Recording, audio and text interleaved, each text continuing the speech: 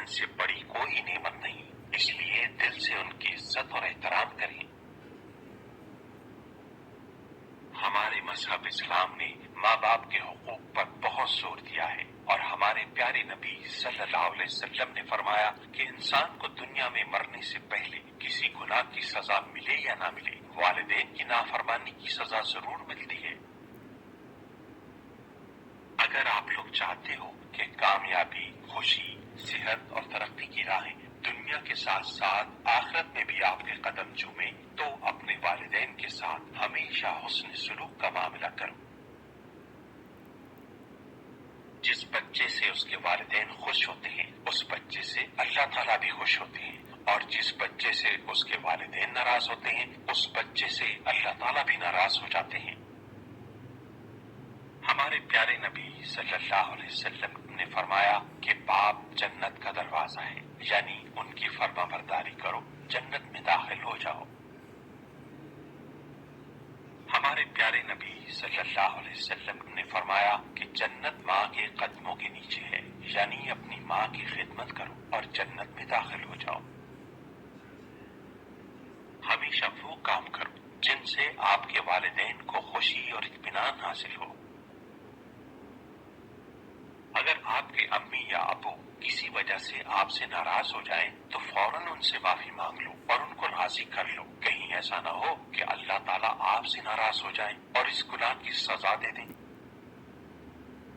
امی ابو کے سامنے خوش و خرم رہنا، ان کو خوش و خرم رکھنا اور ان سے ایسی باتیں کرنا جن سے وہ خوش ہوتے ہوں، یہ سب ثواب کا کام ہے۔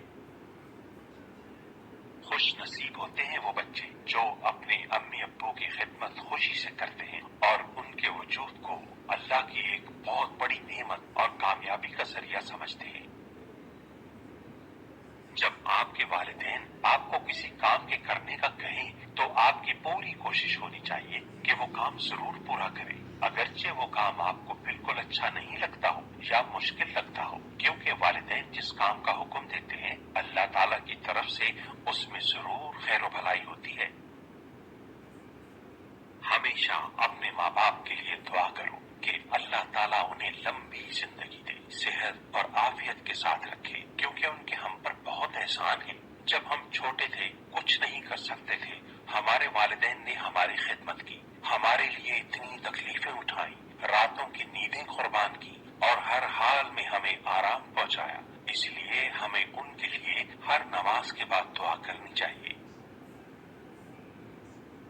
والدین کے لیے دعا رب ارحمهما كما ربياني صغيرا والدین کے لیے دعا رب ارحمهما كما ربياني صغيرا والدین کے لیے دعا رب ارحمهما كما ربياني صغيرا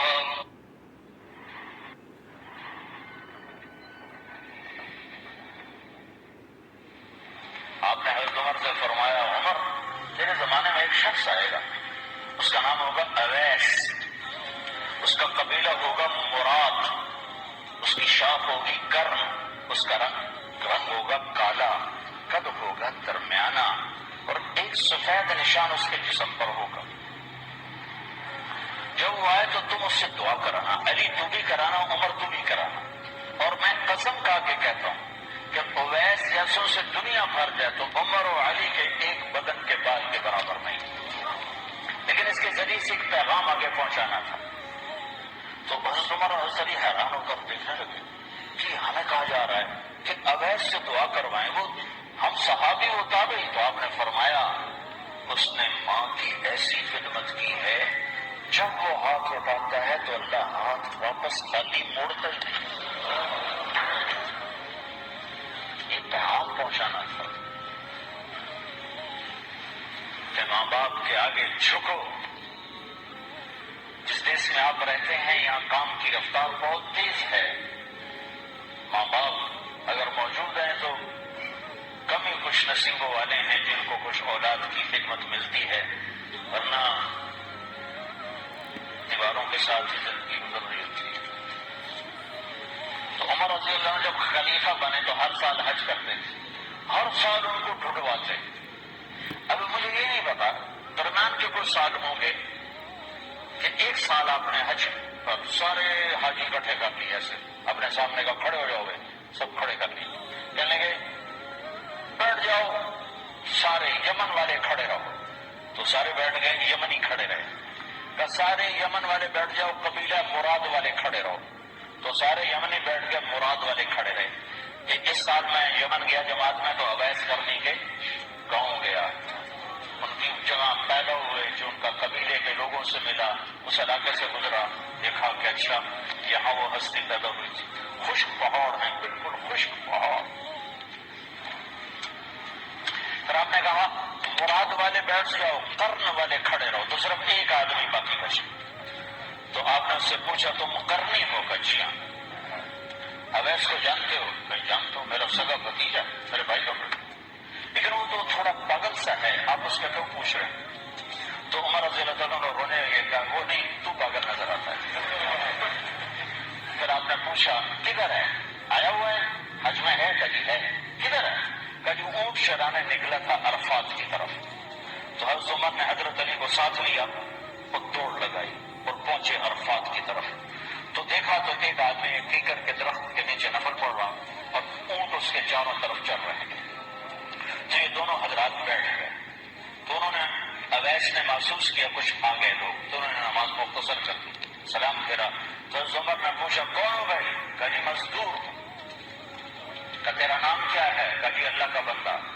کہا بھائی ہم سب کے بندے ہیں، میں پوچھ رہا ہوں جو نام تیری ماں نے تیرا رکھا وہ کیا ہے؟ وہ تو پہچانتا نہیں تھا کہ عمر کون ہے، علی کون ہے، تو پہلی دفعہ آج میں وہ کہنے لگا تم کون ہو میرا انٹرویو کرنے والے؟ انٹرویو تو میں اپنی طرف سے کہہ رہا ہوں، تم کون ہو میرا پوچھنے والے؟